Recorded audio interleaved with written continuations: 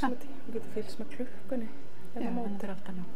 Já, þetta svona 30 og, milli 30 og 35. Það ekki meira en 35. Upp undir það. Ekki leið. Það hjartalar. Ekki leið, já.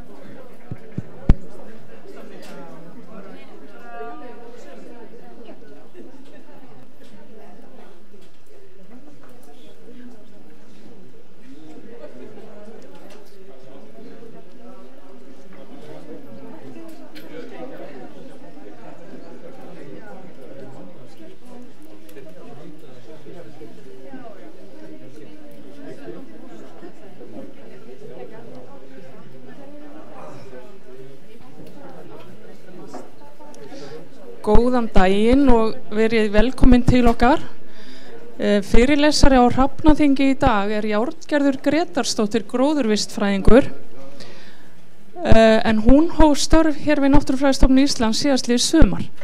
Áður en hún kom hingað þá vann hún sem lektor við Landbúnaðarháskóla Íslands og þar vann hún meðal annars að tilraunum á því hvernig loka má sárum í landi, til dæmis eftir jarðrask, með því að nota gróður úr nærumhverfinu.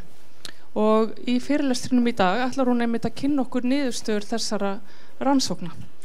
Á meðan hún talar þá læt ég gestabók ganga og biðja ykkur að rita nafn ykkar í hana. En Járngerður, gjörðu svo vel. Takk fyrir það. Takk fyrir það, María. Komið í sæl allsamur. Ég ætla að kynna fyrir ykkur aðferð sem má nýta til þess að dreifa staðagróðri sem ég kalla fræslægja. Heyrið í mér hérna aftast og svona. Já, ok. Og hérna, ég vann þessar tilraunir þegar ég starfaði við Landbúnaðarháskóla Íslands áður en ég kom hingað. En hérna, ég ætla bara að byrja á því að segja frá aðferðinni sjálfri, lýsa því út á hvað hann gengur og síðan tekið dæmi notkun á henni erlendis. Síðan segi frá tilraunum hér á landi sem ég vann annars vegar upp á Hellisheiði 2007 til 2009, rúmlega 10 ár síðan. Og síðan nýrri tilraunir á Keldnaholti Korpu og svo Gunnarsholti 2015 til 16 og síðan örlítil slægjudreifing sem var angi af þeirri tilraun í þjóðgarðinum í Snæfellsjökli. Og síðan segi ég aðeins frá notkuninni hérlendis líka. En hérna, ýmsum framkvæmdum fylgir jarðrask og stundum áhugi fyrir að vinna með náttúrulega gróðurinn á staðnum og flýta því að hann nái yfirhöndin í raskinu. Og það sem ég á við með staðargróður einmitt þessi náttúrulega gróður á staðnum, það sem við viljum fá til að loka raski. Og ein leið til þess að vinna með gróðurinn á staðnum, það að safna þessu sem ég kosið að kalla fræslægju.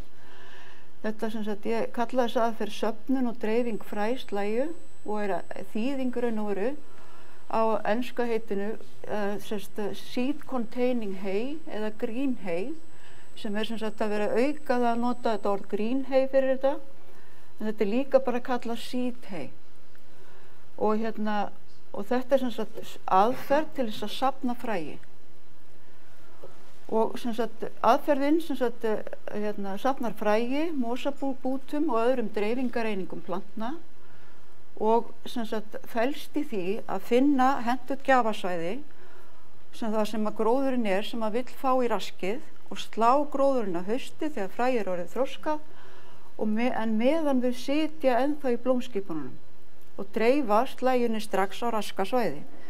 Lykillinn að þessu er raun og veru sá að safna þessu efni áður en að fræið fellur úr blómskipunum. Sem gróðurinn sleginn áður en fræin falla og í slægjuna safnast fræ, mosabútar og aðra fjölgunareininga plantna eins og til dæmis bláingullin, hérna sjáu blaðgróna blaðgróningana, hann með blaðgróðið aks, það safnast líka í þessa slægju og sem sagt blöð og stönglar líka og mosabútar. Og hérna öllum þessum sem sagt það virkar þar náttúrulega ekki að slá hvaða gróður sem heldur þetta sérstakur gróður sem sleginn.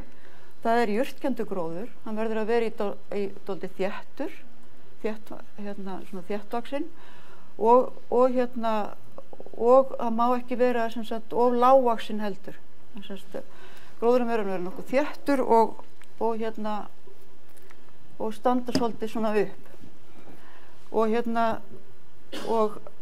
sem sagt það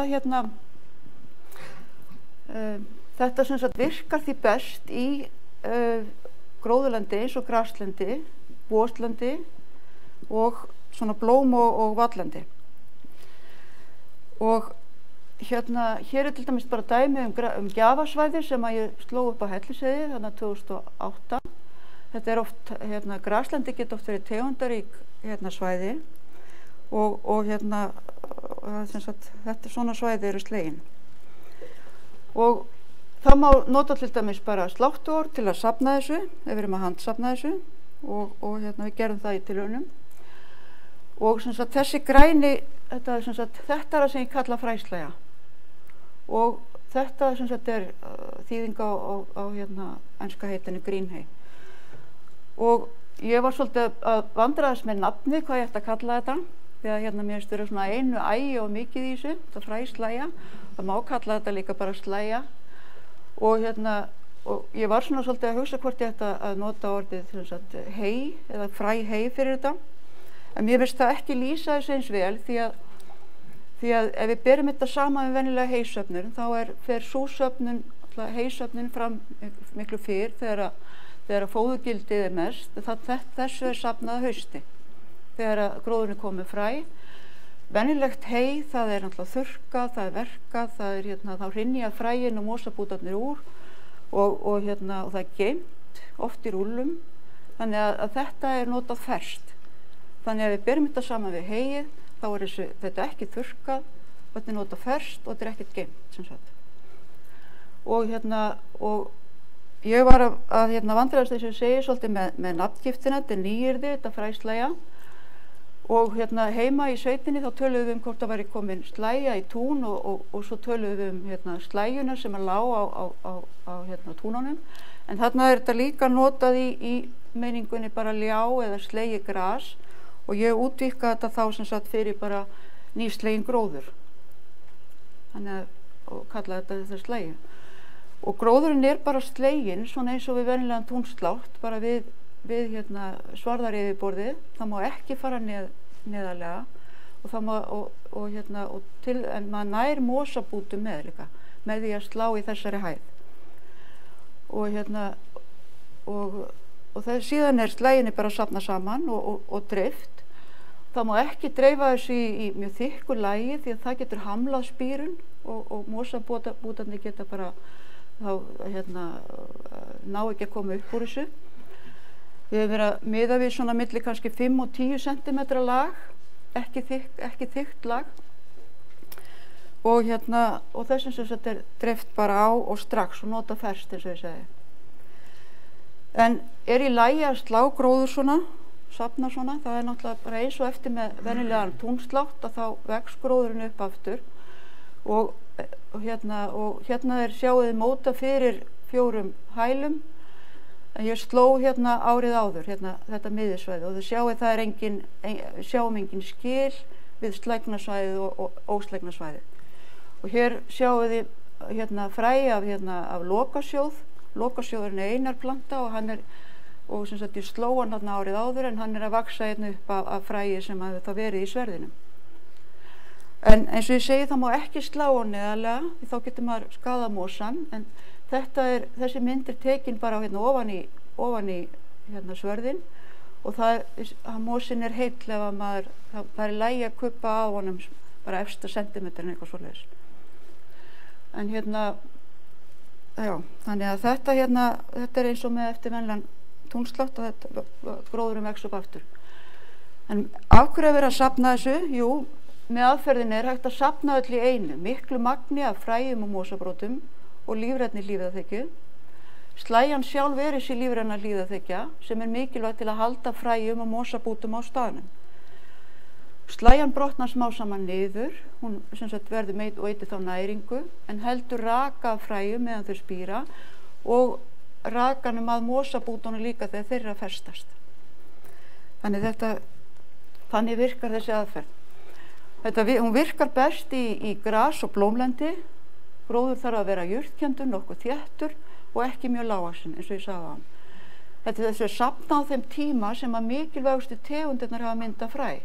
Því að gróðurinn myndar jú fræ á mismunandi tíma, en þá er hugsað að safna þessu og slá blettina þegar það eru ákveðna tegundir komnar með sem maður hefur sérstakan áhuga á að fá. Sumar tegundir mynda svo mikið fræ, aðra mynda lítið fræ og dreifa sig kannski frekar með klónvexti.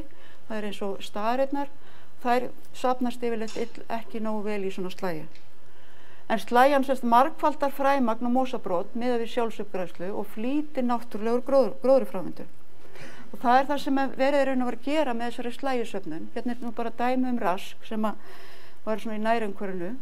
Að við sjáum fullt af dæmum rask sem að gróa upp svona smá saman, og það það sem að gerist náttúrulega, fræin berast að og það berast mosabútar og annað, en það sem að við þessa slægjuflutning þá margfaldar maður svo magnið af fræi, mosabútum sem að er á svæðinu þá, ef maður leggur slægju yfir, og það sem að slægjan gerir, hún lætur fræin og bútana tolla, þannig hún er mikilvæg við það. Við sjáum náttúrulega dæmum rask allt í kringum okkur. Ég er alltaf að horfa eftir raski núna sem er dálítið leiðilegt. Ég er alltaf að hugsa hvort það sé hægt að nota þetta í alls konar raski sem ég sé, bæði við vegagerð og stígagerð og byggingaframkvæmdir og ýmislegt. En til hvers að vera að dreifa þessu? Jú, til að græða upp sár í landi þannig að hverfi sem fyrst í umhverfið. Þetta er fremur fljótleg og einföld aðferð til að magnsafna fræi af ýmsum tegundum úr íslensku flórunni, og erlendis hefur þetta verið notað í 1–2 áratugi við að endurheimta gróður, svo sem á náttúruverndarsvæðum og eftir framkvæmdir. Mér datt í hug að pröfa þetta eftir að ég las grein eftir Patzell og fleiri, þar sem að þeir lýsa þessari aðferð við endurheimta á votlendi sem er kallað wet fen meadows. En síðan svona að besta yfirliti sem að ég hef allavega rekist á, það er eftir Katrín Kiel og fleiri, sem að þar sem hún lýsir, þeir aðilar lýsa þessari aðferð ásamt fleirum, sem er aðferði til þess að endurheimta svona gróðlendi sem þeir kalla í víðum skilningi graslendi, og þá taka þeir inn í líka votlendi og annað. Og þessi grein heitir Species Introduction and Restoration Project, Evaluation of Different Techniques for the Establishment of Semi-Natural Grasslands in Central and Northwestern Europe. Þetta er grein sem að lýsir þessari aðferð meðal annars, eða það er að segja svona yfirlitsgrein, ber hana saman við annað. Síðan eftir að ég fór að horfa eftir þessari aðferð þá ég rekist á dæmi þessa bæklinga með leiðbeiningum og lýsingum á þessari aðferð. Til dæmis þessi sem eru með leiðbeiningar hvernig safna má fræi úr tegundaríkum graslendi, og það er þessari aðferð lýst þannig að hún safni miklu af fræi, blöndu af fræi úr alls konar, með mikil fræblanda sem kemur með þessu, og að fræið sé mjög lífvænlegt. það sem mjög mikil spírun í því. Af því þetta er nota ferskt og svo kemur þessi hlíf yfir sem að hjálpar oft til við spírun ef ekki á dykk. Síðan eins og þessi bæklingur, hann heitir Spreading Hay og hérna er þetta kallað Green Hay, Using Green Hay. Þetta er hérna þessi aðili eða sem heita hérna Flora Locale sem gáði þetta út, en það er reyndar svo vefsíða er reyndar lokuð en þetta finna þessa bæklinga hérna. Og ég hef líka rekist á þessa aðferð varðandi hérna það að slá beitilingsheiðar og dreifa svona muslinu eða hvað að kalla. Þetta er kallað Heather Brass, það er að segja þessi slegnu beitilingsgreinar sem eru svo dreift. Þetta minnir óneitanlega á ýmislegt sem við erum að eiga við. En ég hérna, sem sagt, þetta er í Bretlandi og þar er beitilingi sérstaklega rækta, sýnist mér líka, til þess að safna svona heyi. Ég má til með að sýna ykkur þessa mynd líka sem er á fyrirlestri Katrin Kiel sem ég myndist áðan, þess sem heitir Evaluation of Species Transfer Methods og hún er með hennan fyrirlestur á netinu.